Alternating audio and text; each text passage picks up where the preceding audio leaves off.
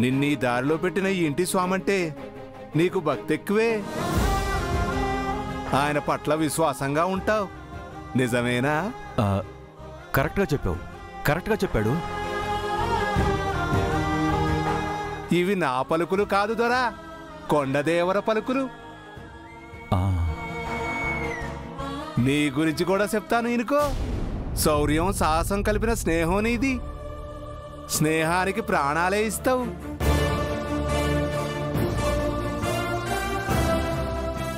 నీ స్నేహితుడు జోలికొస్తే నువ్వు ప్రాణాలైనా తీస్తావు, నిజమేనా? నిజమే.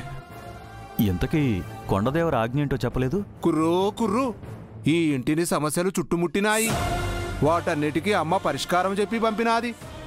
ఇంట్లో ఆడమగ అందరూ వస్తే చెబుతాను. అందరూ దేనికి? ముఖ వర్చస్సు చూస్తేనే కదా దొర ఎవరిలో దైవం ఉందో ఎవరిలో దెయ్యం ఉందో తెలిసేది. కరెక్ట్. ఉండు దొర, ఇప్పుడే పిలుస్తాను.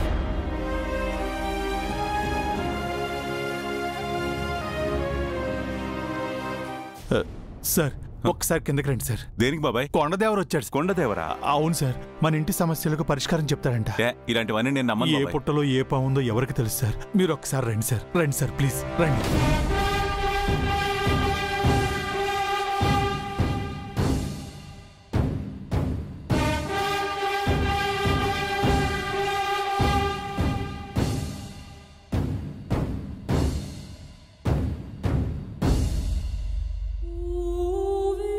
ఏంటి సండే సార్, మీరు కూడా ఇలాంటివన్నీ నమ్ముతారా ఏంటి? అరే చాలా కరెక్ట్గా చెప్తున్నాడు శంకర్. ఏదో చీకట్లో బాణం వేస్తుంటాడు, తగులుంటది. కుర్రో సీతనెత్తుకుపోయిన రావణుడి కొమ్ములిరిసి సీతను తీసుకొచ్చినావు. కాని శూర్పణఖ ఇంట్లో తిష్ట వేస్తే నువ్వు పసిగట్టలేకపోయినావు.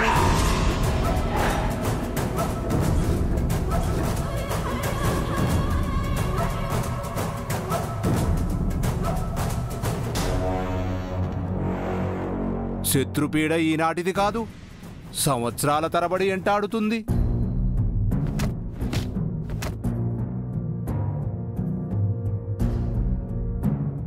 ఆ పీడ వదిలించడానికే వచ్చా. కుర్రూ భలే చెప్పేవే కుర్రో అని. సార్ మీరు ఊరుకోండి. మీరు చెప్పండి కొండదేవరా, శత్రుపీడ వదిలిపోవాలంటే మేమేం చేయాలి? ముందుగా శత్రువుల నీడని మీ మీద లేకుండా చేసుకోవాలి తల్లా.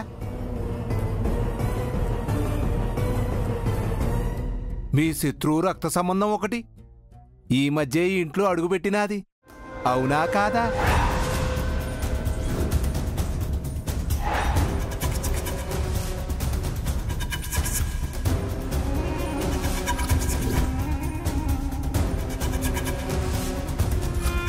అవుననుకో, కాకపోతే ఆ అమ్మాయి చాలా మంచిది, పైగా అమాయకురాలు. అలా నాన్న బుద్ధులు ఆ అమ్మాయికి వచ్చినట్టు లేవు. బుద్ధులు వేరు కావచ్చు దొరా, కానీ రక్తం ఒకటే కదా.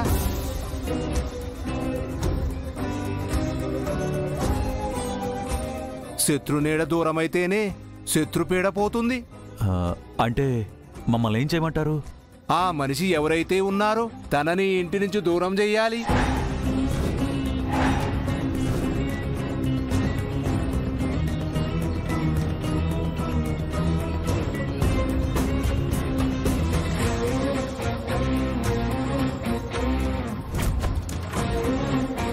అదెలా కుదురుతుంది?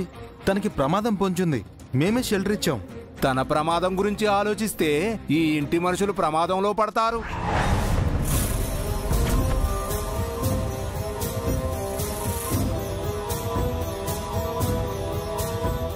దానికి సూచనగానే ఈ మధ్య ఒకరి మీద దాడి కూడా జరిగినది దొరా. అవునవును, మా సార్ మీద దాడి జరిగింది. కొండదేవర పలికినాడు దొరా. దానికి కారణం ఆ శత్రువు నీడ పడడమే.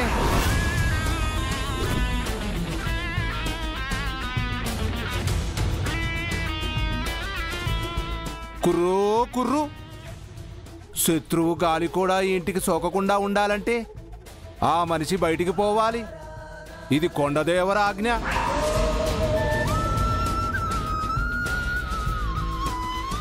నమ్మి వచ్చిన వాళ్ళని అలా ఎలా వెళ్ళగొడతారు? తప్పు కదా. కుర్రో కుర్రు, ఆ కొండదేవర నీ గురించి కూడా పలికినాడు దొరా. ఈ ఇంటి అమ్మాయికి తాళి కట్టి నువ్వు ఏలుకుందామని వచ్చినావు. కానీ కళ్యాణ గడియల్లో కొన్ని తప్పులు జరిగినాయి. అలాగే పెళ్లి తర్వాత జరగాల్సిన తంతులు ఏవీ జరగలేదు.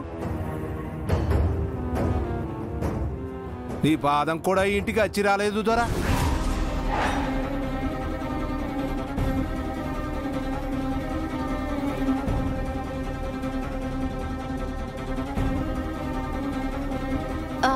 అలా అంటారేంటి కొండదేవరా?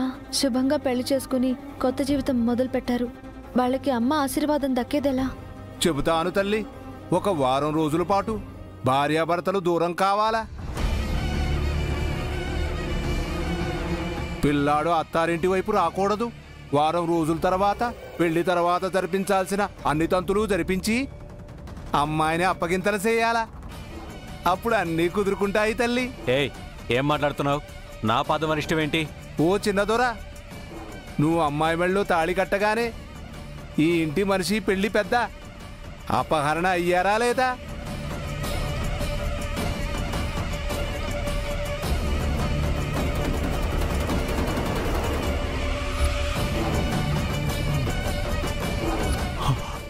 అవును, మా మేడంని కిడ్నాప్ చేశారు.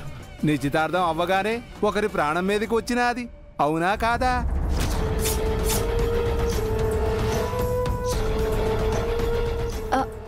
అవును, జెండా సార్ని పొడిచారు. ఇంకా సాక్షికాలు కావాలా దొరా? అబ్బా, భలే ఎరకట్టంలో పెట్టేశావు కొండదేవరా. ఒకరేమో ఈ ఇంటి అల్లుడు, ఇంకొకరేమో తల్లి తండ్రి లేని అనాథ. పాపం అన్నయ్యున్న పనికి మాలిన ఎదవ.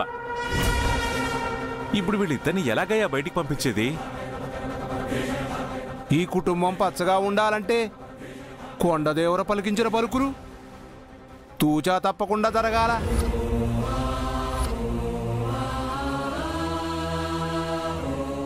లేదంటే ప్రమాదాలు పలకరిస్తాయి, సమస్యలు సతమతమయ్యేలా చేస్తాయి. ఆలోచించుకుని చేద్దాం కొండదేవరా. అంత వ్యవధి లేదు దొరా, ఈ రోజే జరిగిపోవాలా.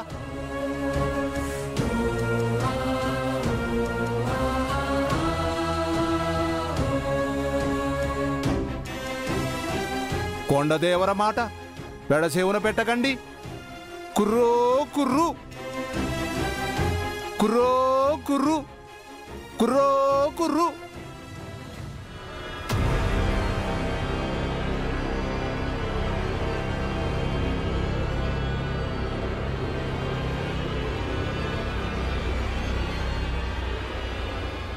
ఈ శంకర్ చాలా తెలివిగా ఇరికించేశాడు. ఏం జరుగుతుందో ఏంటో.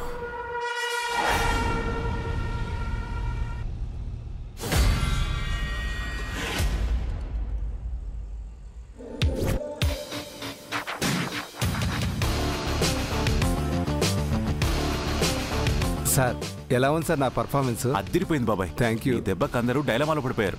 Thank you sir. మీరు ముందుగా అన్ని ఇన్ఫర్మేషన్లు ఇచ్చారు కాబట్టి సరిపోయింది. అందరినీ నమ్మించడం ఈజీ అయింది. కానీ నాకు డౌట్ ఉంది సార్. ఏంటది? మీ ఇంట్లో మీరు ఎంత చెప్తే అంతే కదా సార్. మళ్ళీ ఈ డ్రామాలన్నీ ఎందుకు? వాళ్ళు మంచితన ముసుగులో ఇంట్లో పాగా వేశారు బాబాయ్. తప్పుని ప్రూవ్ చేయాలంటే ఆధారం కావాలి కదా, లేదంటే నింద వేసినట్టు అవుతుంది. అలా అని వదిలేసామనుకో ఇంట్లో సమస్యలు సృష్టిస్తారు. అందుకే ఇలా ప్లాన్ చేశారు. సెంటిమెంటల్గా లాక్ చేస్తే అందరూ మంచి జరగాలని పంపించేస్తారు కదా, ఎవ్వరూ హట్ అవ్వరు. ప్రాపర్ రీజన్ కూడా ఉంటుంది. అంతే కదా సార్. మంచి జరగడం ముఖ్యం, కానీ అది ఎలా జరిగితే ఏముంది చెప్పండి. కరెక్ట్గా చెప్పావు. నువ్వు ఇప్పుడు ఇచ్చిన షాక్కి వాళ్ళిద్దరూ కక్కలేక మింగలేక విలవిల్లాడిపోతూ ఉంటారనుకో. సరే బాబాయ్, మళ్ళీ కలుద్దాం. సరే సార్, ఉంటాను సార్. Okay, bye. డామిట్, ఆ శంకర్ మనల్ని గట్టి దెబ్బే కొట్టాడు. అదే కదా, సెంటిమెంట్తో అందరినీ లాక్ చేశాడు. మనిద్దరిని ఇంట్లో ఉండనీకుండా గట్టిగానే ప్లాన్ చేశాడు. మొన్న అటాక్ డ్రామాని ప్లాన్ చేసి అభయ్ వాళ్ళని డైవర్ట్ చేశాడు. ఇప్పుడేమో అన్ని ఇన్సిడెంట్స్ కి సెంటిమెంట్ ని యాడ్ చేసి మనల్ని ఇక్కడ లేకుండా చేస్తున్నాడు. అతని ప్లాన్స్ ఏంటో ఏది అర్థం కావట్లేదు. ఛా! మనం ఇప్పుడు ఇక్కడి నుంచి వెళ్ళిపోతే ఈ ఫ్యామిలీని ఎప్పటికీ ఏమీ చేయలేం. అసలు మనం ఎందుకు వెళ్ళాలి మాయా? ఎవరో కొండదేవరు చెప్పాడని అతని మాటలు నమ్మి మనల్ని పంపించేస్తారా? అక్కీకి నేను ఎంత చెప్తే అంతే. నా మాట కాదందో. అక్కీ ముందు కాస్త ఎమోషనల్ అయితే చాలు, అదే నన్ను చచ్చన ఇక్కడి నుంచి పంపదు. అభయ్ కూడా నన్ను వెళ్ళిపోమనడానికి ఆలోచిస్తాడు. కానీ వాళ్ళ నాన్న ప్రాణానికి ముప్పన్నారు కాబట్టి కాంప్రమైజ్ అవుతాడు. ఖచ్చితంగా నన్ను వెళ్ళమని రిక్వెస్ట్ చేస్తాడు. నాకు వేరే వే లేదు కాబట్టి నేను సరే అన్నక తప్పదు. నేను హ్యాపీగా వెళ్తున్నట్టే స్టార్ట్ అవుతాను. బట్ నేను వెళ్ళకుండా నువ్వే ఆపించాలి. అది అక్కీ ద్వారానా అభయ్ ద్వారానా అనేది నీ చాయిస్. గుర్తుపెట్టుకో, ఇక్కడ మనిద్దరమే టార్గెట్స్. నేనే స్టెప్ తీసుకోవడానికైనా చాయిస్ ఉండదు, కానీ ఈ ఇంటి అల్లుడుగా నువ్వు డిసైడ్ చేయొచ్చు. సో మనం ఇంట్లో ఉండడం నీ చేతుల్లోనే ఉంది. ఓకే మాయా, నాకు అర్థమైంది. అక్కీ నేను మేనేజ్ చేస్తాను, అది నాకు చాలా ఈజీ. ఆ తర్వాత అక్కీనే అబ్బాయికి కూడా నచ్చజెప్తుంది. డోంట్ వరీ, మనం ఎట్టి పరిస్థితుల్లోనూ ఈ ఇల్లు వదిలి వెళ్ళాం, నాది గ్యారంటీ. గుడ్. ఈ దెబ్బతో శంకర్ ప్లాన్ ఫెయిల్ అయి మన జోలికి రావాలంటేనే ఆలోచించాలి. వెళ్ళి అక్కీతో మాట్లాడు. లేట్ చేస్తే ఇంకా వాళ్ళకి లేనిపోనివి నూరిపోస్తాడు. గో. ఓకే.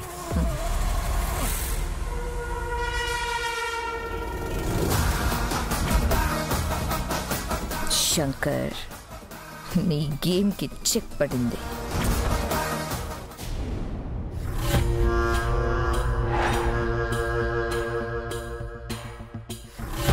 అమ్మా, ఇంకా వాడు బట్టలు ఏమైనా ఉంటే పట్టుకొచ్చాయి, మొత్తం సర్దేస్తాను. ఇప్పుడు ఇవన్నీ ఎందుకు మావయ్య?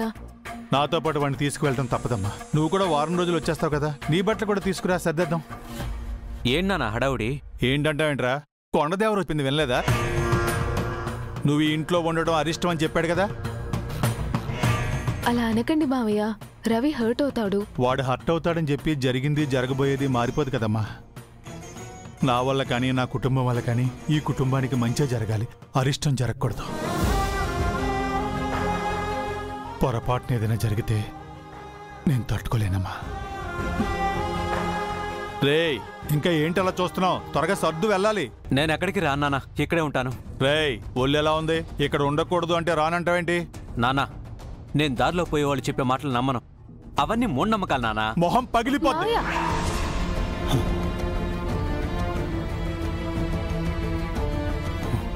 హకీపాప్ ముందు నిన్నేం అనలేకపోతున్నాను రా. రేయ్, నాకు కోపం తెప్పించుకో. త్వరగా నువ్వు రెడీ అయ్యి బయలుదేరు. ఈయనొకడు నా మాట విననే వినడు. పెళ్ళి 4 రోజులు కూడా కాలేదు నాన్న. అగ్గితో నేను సంతోషంగా ఉన్నదే లేదు. ఇప్పుడు తనకు దూరం చేస్తానంటే ఎలా చెప్పండి? వచ్చాడండి పెద్ద పెద్ద మనిషి. రేయ్, మీరు సంతోషంగా ఉండటం ముఖ్యమే, కానీ ఈ కుటుంబం బాగుంటేనే, ముఖ్యంగా సారు బాగుంటేనే మనందరం బాగుంటాం. అర్థమైందా? జీవితాంతం కలిసే ఉంటారు కదా. ఒక వారం రోజులు దూరంగా ఉంటే కొంపలే మునిగిపో. నోరు మూసుకుని పదా. ఏంటి అంకుల్, రవి మీద మళ్ళీ కేకలేస్తున్నారా? నన్ను నానా మాట్లాడందే మా నాన్నకు రోజు గడవదు కదా. ఏంట్రా, నా మీద మేడంకి చాడీలు చెప్తున్నావా? అబ్బా, అసలేంటి మీ గొడవ? కొండదేవరు చెప్పారని మావయ్య రవిని ఇంటికి తీసుకెళ్ళిపోతాను అంటున్నారు. రవి ఏమో వెళ్ళను అంటున్నాడు. మావయ్య కోప్పడుతున్నారమ్మా. వాడి ఇంట్లో ఉంటే మంచిది కాదని తెలిసాక కూడా ఎలా ఉంచుతాను మేడం? మీరేనా చెప్పండి. వీడేమో అక్కీని వదిలి రానంటున్నాడు. కొత్తగా పెళ్ళైన వాళ్ళు అలాగే ఉంటారు అంకుల్, మనమే అర్థం చేసుకోవాలి. నిజానికి ఇది ఎటూ తేల్చుకోలేని సమస్య. ఇంటి అల్లుడిని వెళ్ళమని చెప్పలేము, అలా అని కుటుంబం గురించి ఆలోచించకుండా ఉండలేము. మీరు కూడా ఏంటండి అలాగే మాట్లాడతారు? వాళ్ళెవరూ నోటుకొచ్చింది చెప్తే మనం అంత సీరియస్గా తీసుకోవాలా చెప్పండి? అక్కడికేదో నీకు అన్నీ తెలుసున్నట్టు మాట్లాడుకో. మేడం, ఇవేమీ మీరు పట్టించుకోకండి. మా వాడిని ఇంటికి తీసుకెళ్తున్నానంతే. నేను అక్కిని ఎమోషనల్గా లాక్ చేద్దామంటే మా నాన్న అసలు నన్ను ఇక్కడ ఉండనిచ్చేలా లేడు. డామిట్, ఏం చెయ్యాలి? ఆయనకేమో అటు చెప్పలేను, అలా అని పెళ్ళలేను. ఏం చెయ్యాలి? ఇప్పటికే రవి బాధపడుతున్నాడు. దీనికి ఏదైనా పరిష్కారం ఆలోచించమని చెప్పాలి. రవిని తీసుకెళ్లకుండా ఆపాలి. యాదగిరి అంకుల్ ఆర్య సార్ ఒక్కరి మాట వింటారు. ఆయన్నే తీసుకొస్తాను. అమ్మాకి ఇంకేమైనా బట్టలుండి పట్టరా, సర్దాలి.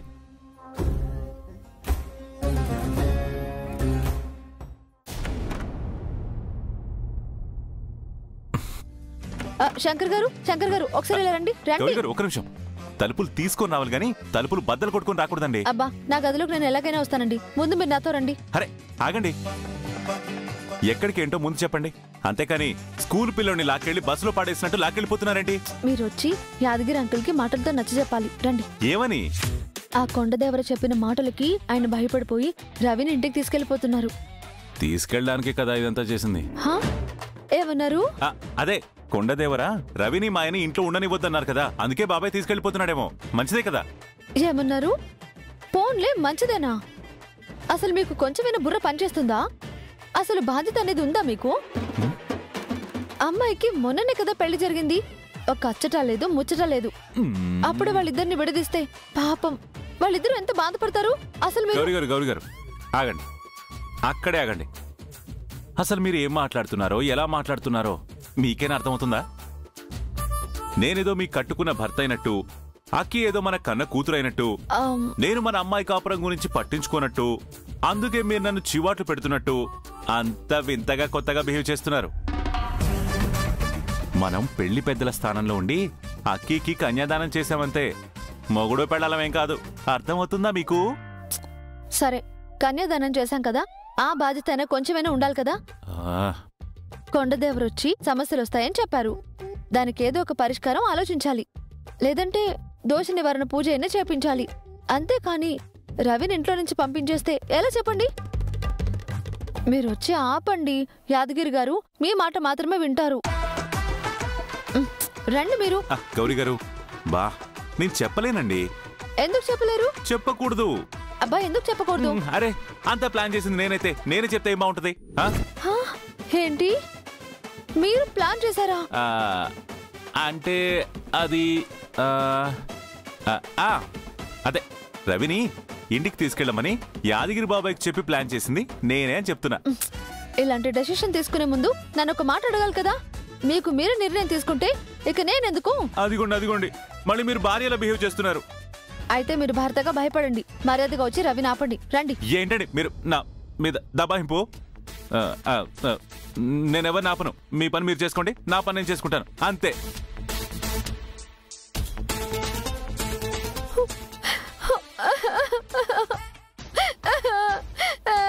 అయ్యో, ఇప్పుడు నేనేమన్నాను గౌరీ గారు అలా ఏడుస్తున్నారు?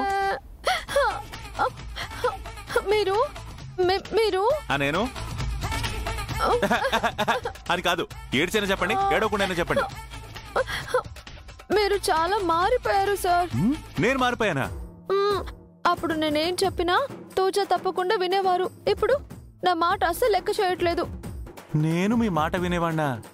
ఎప్పుడు? అప్పుడే చెప్పాను కదా. అయినా మీ మగాళ్ళంతా ఇంతే, మనసు బండరాయి. ఆడవాళ్ల బాధని అస్సలు పట్టించుకోరు. అసలు మీకు అర్థం కాదు. ఎలా ఉండేవారు, ఎలా మారిపోయారు. నేను ఏడిస్తే బుజ్జగించేవారు, ఇప్పుడు సినిమా చూసినట్టు చూస్తున్నారు. ఏంటే నేను మిమ్మల్ని బుజ్జగించానా? డౌటే లేదండి, మీ చిప్పు స్లిప్ అయిపోయింది. నా చిప్ సరిగానే ఉంది, మీది ఫార్మేట్ అయిపోయింది.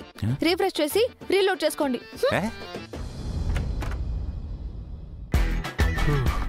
కిడ్నాప్ అయి వచ్చిన తర్వాత గౌరీ గారి బ్రెయిన్ బాగా డ్యామేజ్ అయిపోయినట్టుంది. అరే అక్కి అబ్బాయి బాగుండాలని నేనేదో ప్లాన్ చేస్తే నన్నే విననట్టుందేంటి? పైగా మీరు మారిపోయారు సార్. గౌరీ గారు, మీకు రాను ఏం జరిగిందో అర్థం అవుద్ది. అప్పటి వరకు మీరు కాస్త ఓపికగా ఉంటే బాగుంటుంది.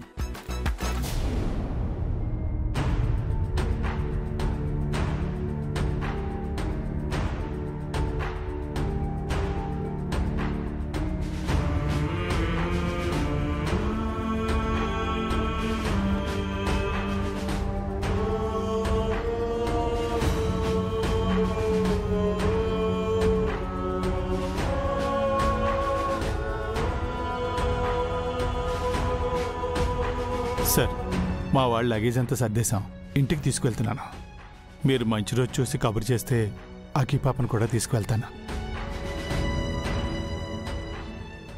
వీడేంటి నా పెళ్ళాం నా మాట వింటుంది, నేను వెళ్ళనంటే వెళ్ళను, నిన్ను వెళ్ళనివ్వనని ఓ కోతులు కోసి ఇప్పుడు సూట్ కేసుతో రెడీ అయ్యాడు. మంచిది మావయ్య, కొండదేవర మాటలకి మీరు హర్ట్ అవుతారేమో అనుకున్నా, కానీ రవిని తీసుకెళ్లాలని మంచి నిర్ణయమే తీసుకున్నారు. అయ్యో భలేవాడి అభయ్ బాబు, ఈ ఇంటికి మంచి జరగడానికి నేనేమైనా చేస్తాను.